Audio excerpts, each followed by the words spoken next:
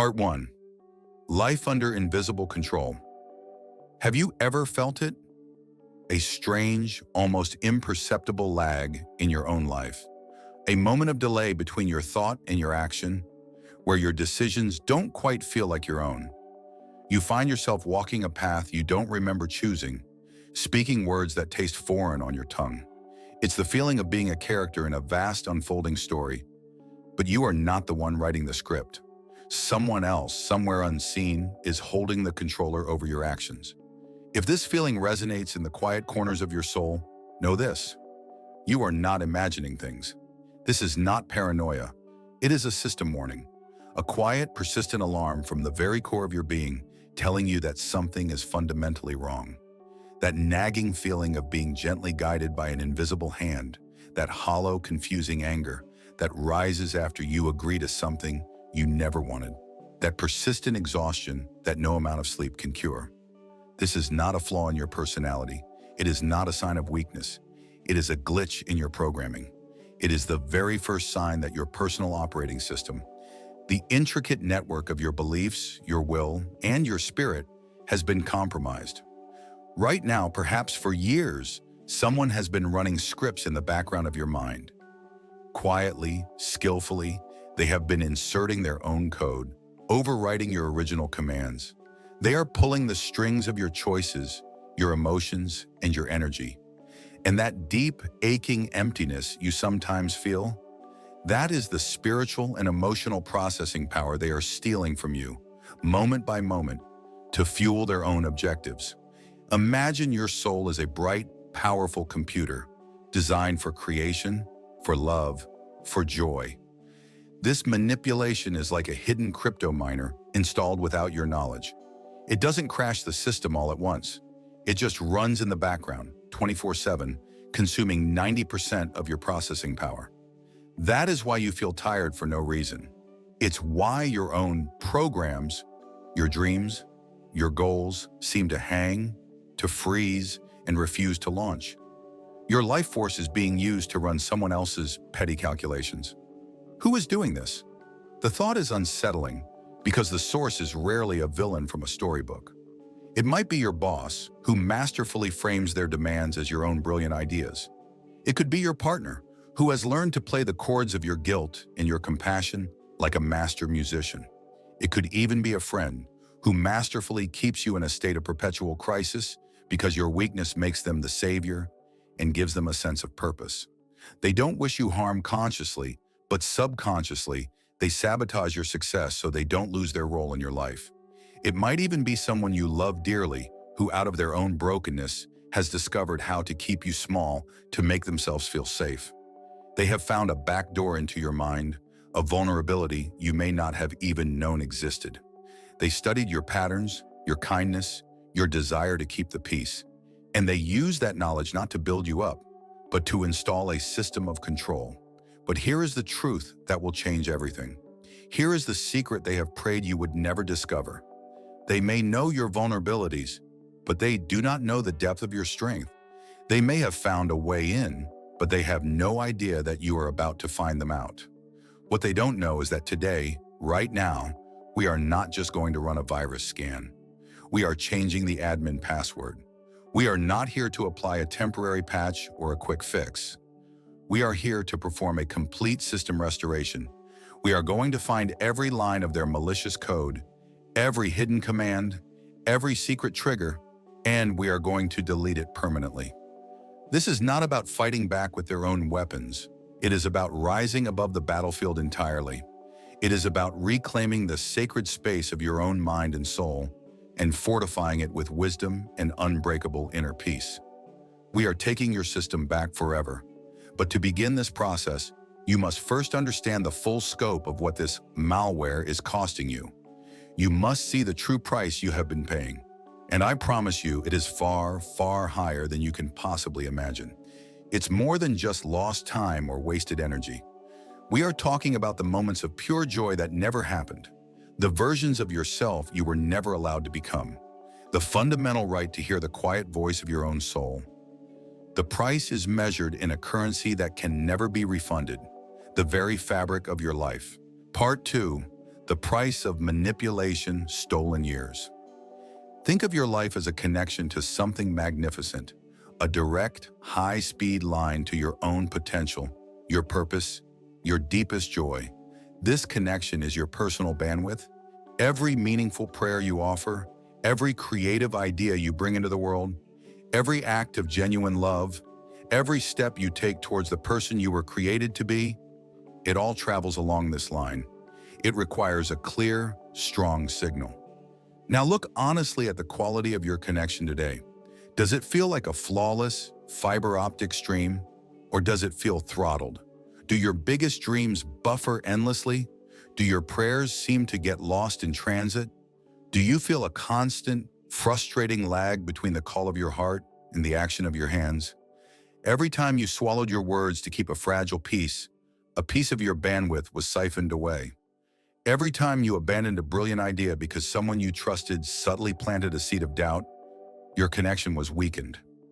Every time you said yes with your mouth while your soul was screaming no, you gave a stranger the password to your network. This isn't about a few lost arguments or minor inconveniences. We are talking about the theft of entire chapters of your life. Think of the person you could have become 5 years ago, the skills you would have learned, the places you would have seen, the inner peace you would have cultivated. Where did that version of you go? They didn't simply fade away. Their future was downloaded bit by someone else who needed your energy to fuel their own ego, their own comfort, their own dysfunctional world. Your mental and spiritual RAM, your capacity for focus, for creativity, for faith, is constantly being filled by their programs. Programs of guilt that run on a loop. Programs of obligation that pop up and demand your immediate attention. Programs of fear that slow down your entire system. There is simply no processing power left for your own life. You are living your life on 1% of your true power because the other 99% is being mined 24/7 by someone else's agenda. They have successfully turned the sacred temple of your mind into their personal server. It's a server dedicated to running their priorities, storing their emotional baggage, and processing their needs. And when you try to access your own soul's purpose, when you search within for your own dreams in your own voice, the connection times out. Your own life's website returns a 404 not found error. The page you are looking for, the authentic, powerful, fulfilled you, cannot be located because the server is too busy hosting someone else's reality. But what if I told you this is not your fault? What if I told you that the system you were born with was not weak or flawed? It was perfect. It was a masterpiece of design. The issue is that you were never given the user manual. You were born with a capacity for immense love, profound empathy, and a deep desire for harmony. These are not weaknesses. They are divine gifts. But in a fallen world, manipulators have learned to see these virtues not as gifts to be honored, but as security holes to be exploited. They counted on your good heart. They relied on your willingness to believe the best in others. They weaponized your compassion against you. You were not weak, you were trusting. You were not a fool, you were kind. You simply encountered a hacker who knew how to disguise a virus as a cry for help. The problem was never your hardware. It was the hostile software you were tricked into installing. But now you are going to learn how to identify that software. You are going to receive the manual you should have had all along. And the first chapter in that manual is about identifying the source of the attack. You were never told who the hackers really are. Let's unmask them. Part 3. Who are they? Shadow masters among us. Forget the image of a villain in a dark room, hunched over a keyboard, launching an anonymous attack from across the world. The most sophisticated hackers, the ones who do the most profound damage, don't need to break into your system from the outside. They don't need a brute force attack.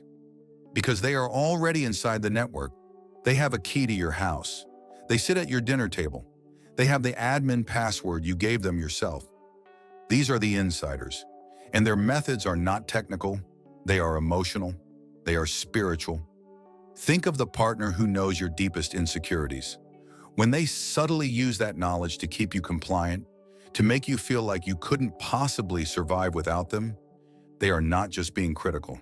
They are logging into your emotional core using a password you whispered to them in a moment of vulnerability. Think of the boss who dangles the promise of recognition and success, always just out of reach. That email full of vague, glowing praise designed to make you accept another impossible deadline.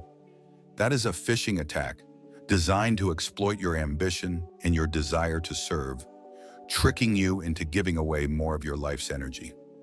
Consider the friend who seems to be in a state of perpetual crisis, who relies on you as their only source of stability.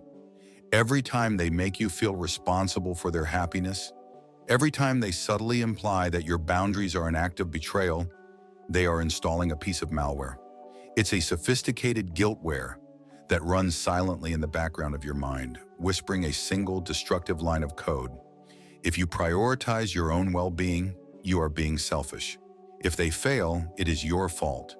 They don't need complex algorithms because they are using the most powerful operating system in the world against itself, the human heart. They have studied you. They know your system's vulnerabilities better than you do. Not the flaws, but the virtues. They know your God-given desire to be kind. They know your deep-seated fear of conflict. They know your innate need for harmony and approval. These are your greatest strengths. They are the very architecture of a beautiful soul. And the insider hacker has learned to treat them as backdoors. They don't need to break down the door when you, out of your own good nature, have already given them the master key. But here is their greatest, most insidious trick. Here is the masterstroke of their deception. They convince you that their control is actually care. Their manipulation is presented as love. They wrap the chains of dependency in the warm blanket of protection.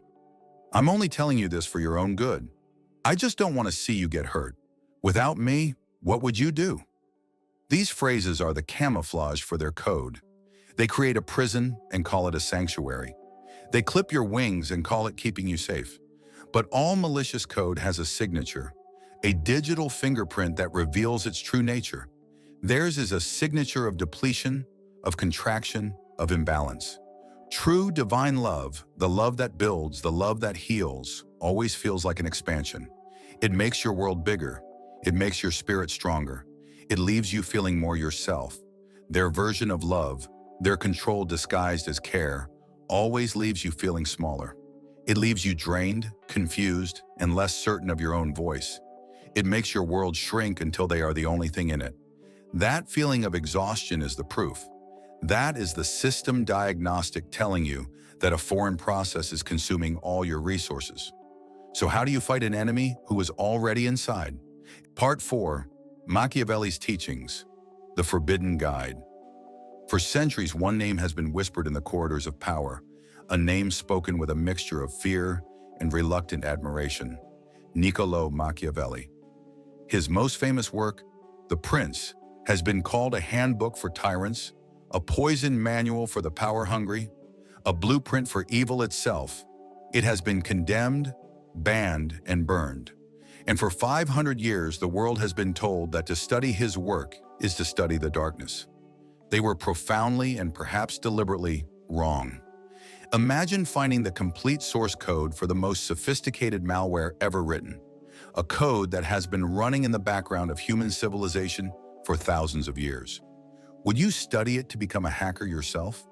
Or would you study it to finally understand how to build an unbreakable computer? The Prince is not a guide on how to install malware into the souls of others. It is the world's first universal disassembler. It is the decryption key to the entire operating system of human power dynamics, laid bare for all to see. Machiavelli did not invent these cruel, calculating hacks. He was simply the first to have the courage to write them down. He exposed the raw, unfiltered code that runs beneath the polished surface of politeness, diplomacy, and even what some dare to call morality. He showed the world that when a person's ego is threatened, a hidden script runs. He revealed the code that dictates how a person will use your virtues, your loyalty, your compassion, your faith as exploitable vulnerabilities. He exposed the script that runs when a friend subtly reminds you of a past failure, just as you are about to take a new risk. He translated the unspoken code of a relative who offers help that is secretly designed to keep you dependent. He did not invent this poison. He was simply the first to label the bottle so we could all read the warning. He did not advocate for this reality. He diagnosed it. So why is this knowledge treated as forbidden? Why does society encourage you to look away, to pretend this underlying code doesn't exist? The answer is as simple as it is chilling, because a user who cannot read the code is a user who can be controlled. This isn't some grand conspiracy. It's the silent sum of social agreements, an unspoken contract where predictable weakness is preferred over the disruptive power of a truly sovereign individual. The system of this fallen world wants you to remain naive. It benefits from your belief that the door to your soul doesn't need a lock. It thrives when good people refuse to study the tactics of those who are not.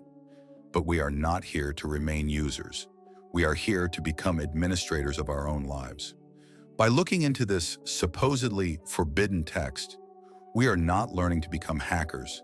We are learning to become the ultimate cybersecurity experts for our own minds. We are learning to install an ad blocker for the societal messages that tell us our worth is conditional. We are setting up two-factor authentication for our trust, ensuring we don't grant access based on a single convincing password, but on consistent, proven character. We are learning to recognize the signature of a phishing attack disguised as a compliment. We are learning to spot the guiltware hidden inside a cry for help. We are not adopting a cynical worldview. We are adopting a wise one. We are becoming what the scriptures call wise as serpents and innocent as doves. We maintain the purity of our hearts, the innocence of the dove, by understanding the cunning of the world, the wisdom of the serpent. You do not lose your goodness by understanding how evil operates. You protect it. You make it unshakable. This is the key. The manipulator's power over you depends entirely on your ignorance of their game. Part 5, the first shocking secret, your weapon against them. In the corridors of power, Machiavelli wrote a sentence so cold it has chilled the hearts of readers for 500 years. It is better to be feared than loved if you cannot have both. When we hear this, our mind conjures images of tyrants and despots.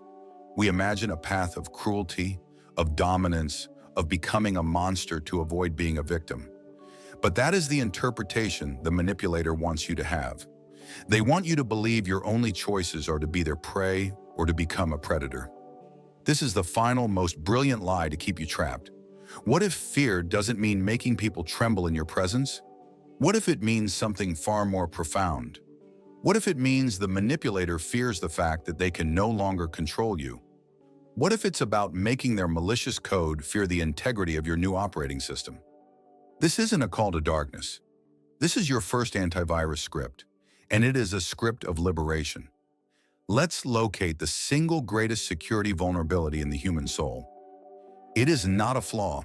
Like all your other exploited virtues, it is a distorted strength. It is your deep, innate, God-given desire to be a good person, to be kind, to be helpful, to be accommodating. In a healthy world, this is the glue of civilization.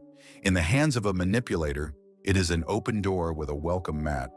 For years, they have been training you, conditioning you to believe that your goodness is directly proportional to your convenience. The nicer you are, the more you bend. The more loving you are, the more you sacrifice your own needs. The more spiritual you are, the more you tolerate their disrespect. This is the central lie upon which their entire strategy depends. The inconvenience protocol is the simple, devastatingly effective patch for this vulnerability. It is the practice of quietly, calmly, and deliberately prioritizing your own inner peace and divine purpose over the manipulator's manufactured comfort. It is learning to say no without a 10-page explanation. It is stating a boundary without apologizing for having it.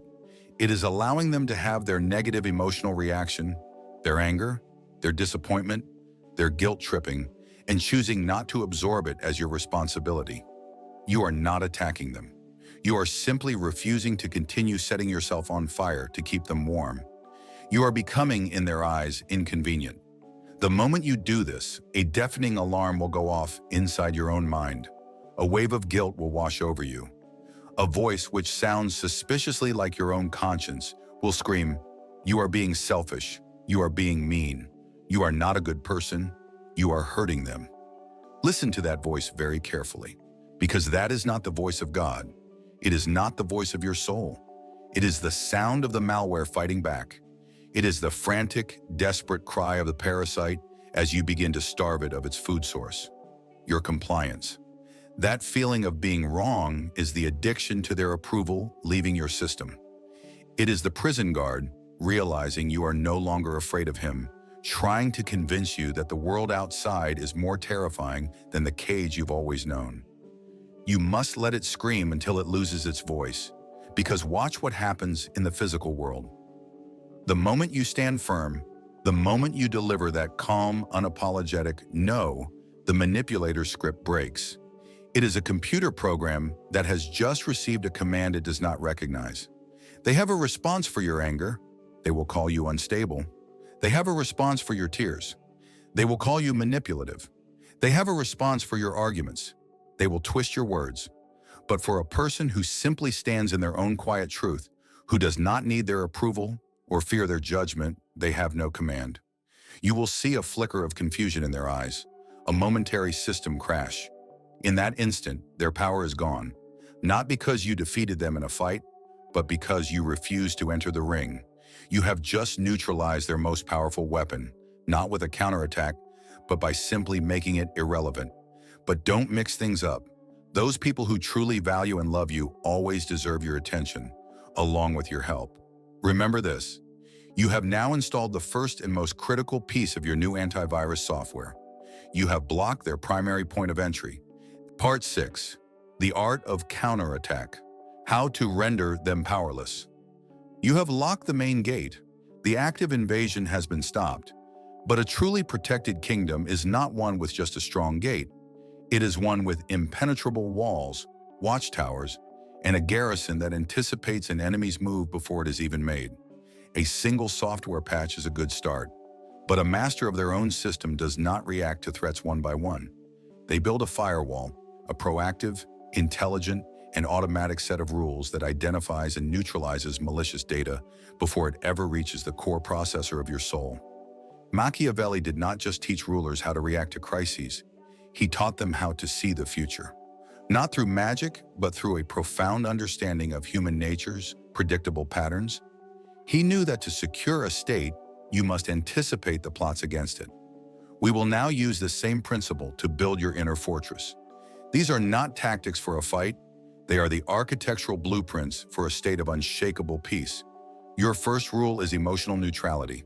The manipulator's primary weapon is a massive attack on your heart. They flood your system with an overwhelming amount of emotional data, a sudden storm of anger, a tidal wave of tears, a suffocating fog of disappointment. Their goal is to overload your emotional circuits, causing your rational mind to shut down. When you are overwhelmed, you are compliant.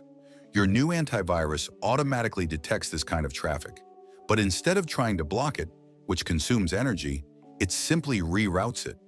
You learn to observe their emotional storm from behind the soundproof glass of a secure control room.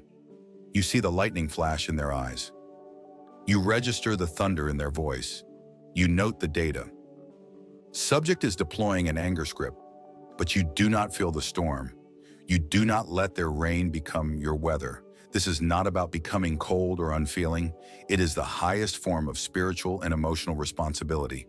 You are refusing to allow another person's chaos to become the author of your peace. You are the calm eye of their hurricane, observing the data, but no longer processing it as your own. The second rule is the mirror shield. This is a more active defense protocol for when a direct attack breaches the outer perimeter. The manipulator's most insidious virus is a tiny, silent program designed to make you feel responsible for their feelings, their failures, their very happiness. The mirror shield does not absorb this virus. It reflects it. When they deploy it with a phrase like, "I can't believe you're choosing to do this after everything I've done for you," you do not defend. You do not argue. You hold up the mirror. You ask a simple, calm, diagnostic question. Are you trying to make me feel guilty right now? Or, it feels like you want me to take responsibility for your emotional reaction. Is that true? Notice the tone. It is not an accusation. It is a genuine, almost scientific inquiry. You are a systems analyst asking for clarification on a strange piece of code. This simple act is devastating to their strategy. It forces the hidden script out of the darkness and into the light. It yanks the unspoken manipulation from the subtle world of emotion into the stark, undeniable world of logic. They are left with two choices: lie and say no, of course not, which immediately ends the attack, or admit the truth, which exposes their entire game. They will test your new antivirus. They will be baffled by this new version of you. They will try the old passwords, the old patterns of behavior. They will launch the anger virus, and when it fails to overload your system, they will be confused. They will launch a new guilt attack, and when you reflect it back with a calm question, they will be stunned into silence. They will scan you constantly, searching for a new vulnerability, a new port of entry. But they will find nothing, because you are no longer playing their game. Your system has shifted from being reactive to being proactive. It is a fortress, built not on anger or bitterness, but on the cold, clear logic of their own predictable patterns. Their attacks no longer weaken you, they make you stronger. Each failed attempt is simply more data. It is another log entry that teaches you more about their code, refining your firewall, and deepening your own wisdom. You begin to see their moves, not just one, but 3 steps ahead, not because you have become cynical, but because you have become wise. This newfound strength, this unbreakable defense is the foundation. Part 7, Transformation. The birth of the invulnerable self. You've installed the antivirus, you've built the firewall, you have learned to neutralize the attacks that once drained the very life from your days. But these were just the preparations. These were the necessary steps to clear the system of hostile code, to secure the perimeter, to prepare the sacred ground of your own mind for the real event. Because we are not here just to defend, we are here to ascend. Now comes the final, irreversible step. You are not just a user with administrative privileges anymore. You are claiming full root access to your own soul. This is the metamorphosis. This is where your entire operating system is not just patched or protected, but fundamentally rewritten from the source code up. It's a process that happens not with a loud declaration, but in the profound silence of your own resolved heart. You stop being a target, not because you wear armor, but because you cease to emit the signal of a victim. Instead, you begin to broadcast a new frequency, a signal of profound, quiet, inner control. And the hackers of this world, the manipulators who are constantly scanning their environment for vulnerabilities, will sense it instantly. It will register to them on a primal level. They will scan your ports, your words, your posture, your calm gaze, and find a system they do not recognize, an architecture built on principles they cannot comprehend, a system that is sovereign, and they will hate it. Let this be understood with perfect clarity. Your freedom will be their greatest frustration. Your peace will be a direct assault on their inner chaos. Your refusal to be drawn into their drama, your calm neutrality in the face of their emotional storms, will feel to them like a personal hell. Why? Because people who need to control others are not powerful. They are hollow. They are like black holes defined only by what they can pull into themselves. They require your energy, your emotional reactions, your guilt to feel real. When you deny them that, you are not just setting a boundary, you are holding up a mirror to their own emptiness. The silence you present to them is deafening, because in it, they are forced to hear the sound of their own brokenness. Your invulnerability isn't an attack on them, it is the removal of the drug they were addicted to, and the withdrawal is agonizing. This power, this root access, can be felt. It's not a loud, aggressive confidence. It is a quiet, unshakable certainty that settles deep within your bones. It's the feeling of standing on solid rock in the middle of a raging sea. The waves of their accusations crash against you and recede into nothing. The winds of their guilt-tripping howl around you, but they cannot move you an inch. It is the profound, liberating peace of knowing, with every fiber of your being, that no one can pull your strings ever again. The puppet show is over. The stage is dark. The audience has gone home. You are finally, beautifully, and completely free. Feel that, right now. Pause and feel it. Feel the silence in your mind where their critical voices used to echo. Feel the space that has opened up where the anxiety and obligation used to live. Notice the clarity in your thoughts where their fog of confusion once clouded everything. This is not a temporary fix. This is not a mask you're wearing. This is the dormant, true architecture of your soul being brought back online. This is not a new version of you. It is the original version, the person you were created to be before the malware was ever installed. This is your new and permanent reality. But remember, you must distinguish between people with whom you should become a new version of yourself and people with whom you should still maintain close, warm ties based on mutual assistance. There are those who truly deserve your dedication, your help. And now at this very moment, with the keys to your own kingdom finally in your hand, you stand before a final, critical choice. What you do with this power will define not just your future, but the very essence of your restored soul. Part 8. The choice. Remain a victim or become a master? You have seen the source code. You have been given the decryption key. A system update, a new charter for your life has been downloaded. It sits now in the quietest part of your mind, waiting. You can no longer claim the comfort of ignorance. You have looked behind the curtain.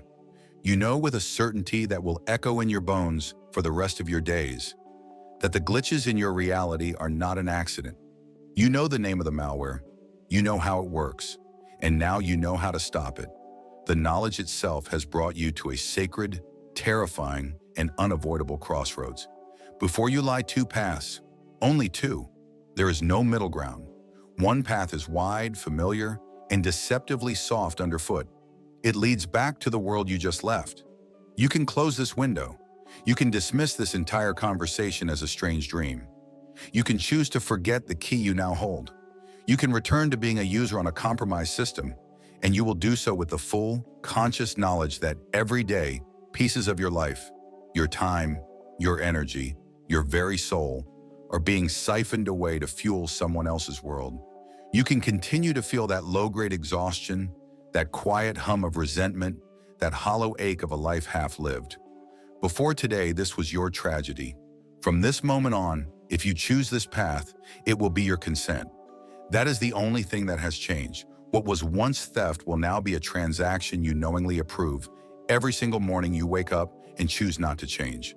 Then there is the other path. It is narrower. It is less traveled. It looks steeper. And from where you stand now, you cannot see where it leads. This is the path where you press install. This is the choice to take this forbidden knowledge and not just admire it, but to live it.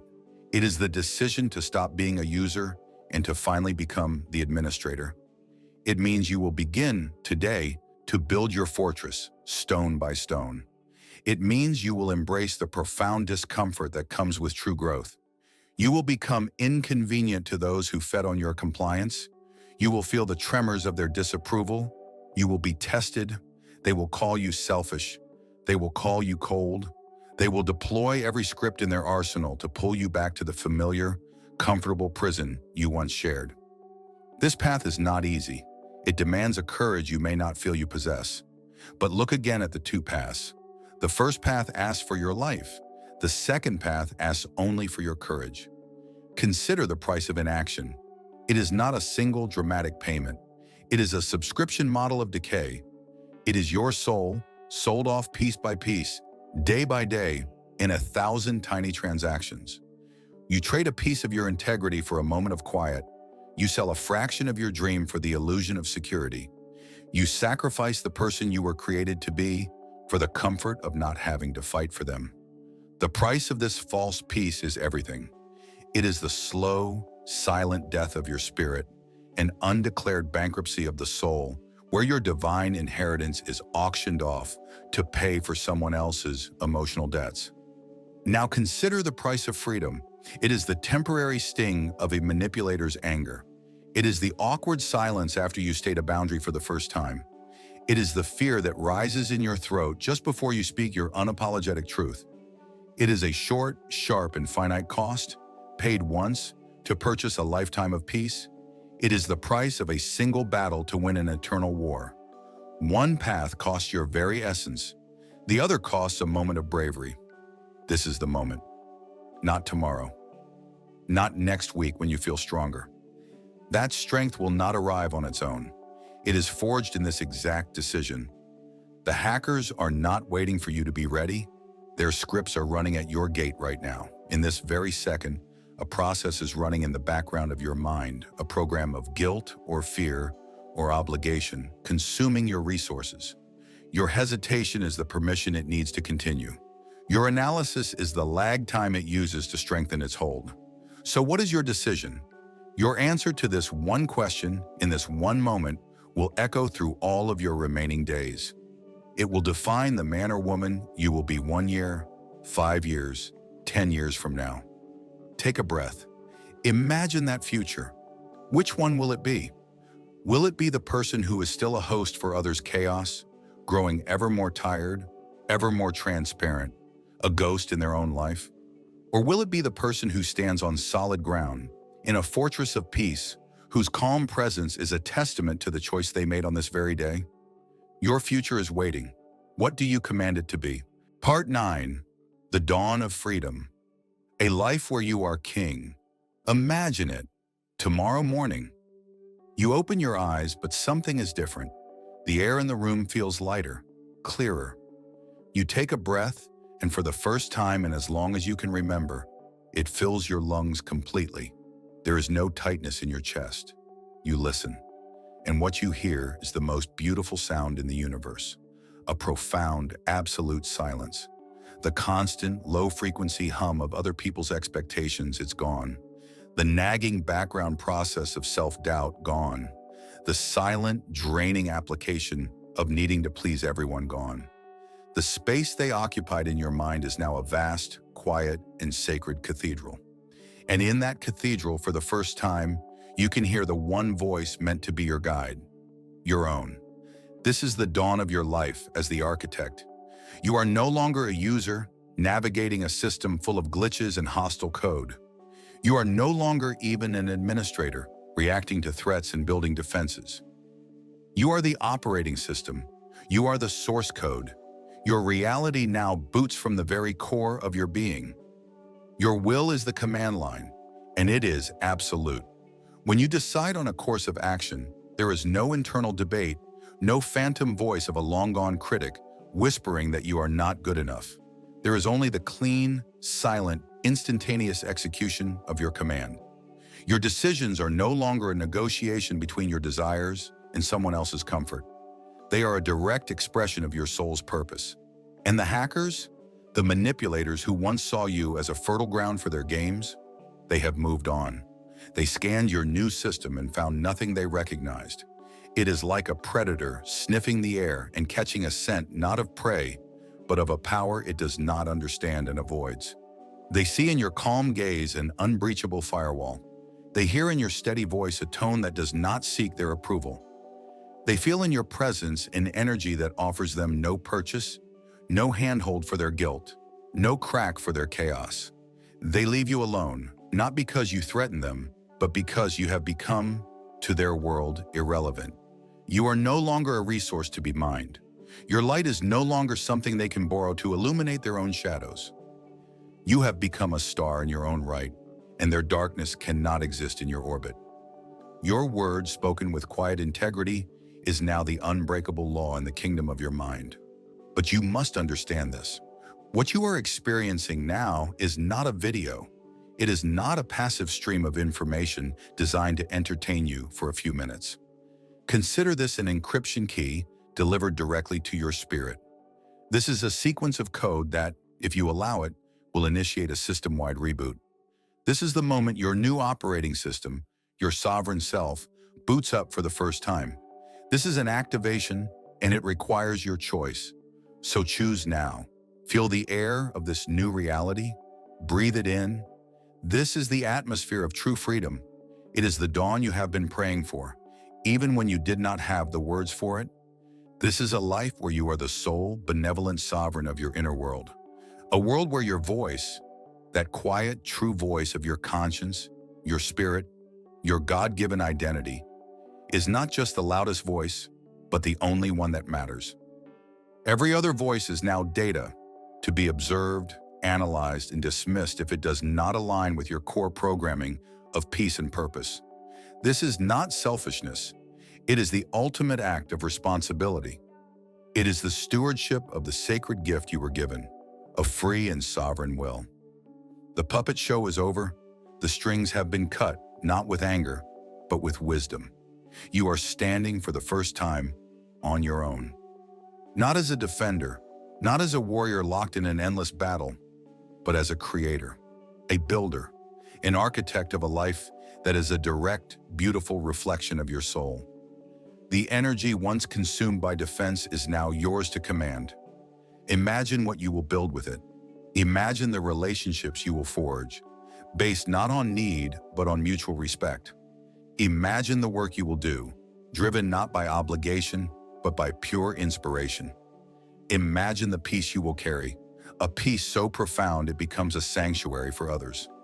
This is not a future promise, but a present possibility, your victory.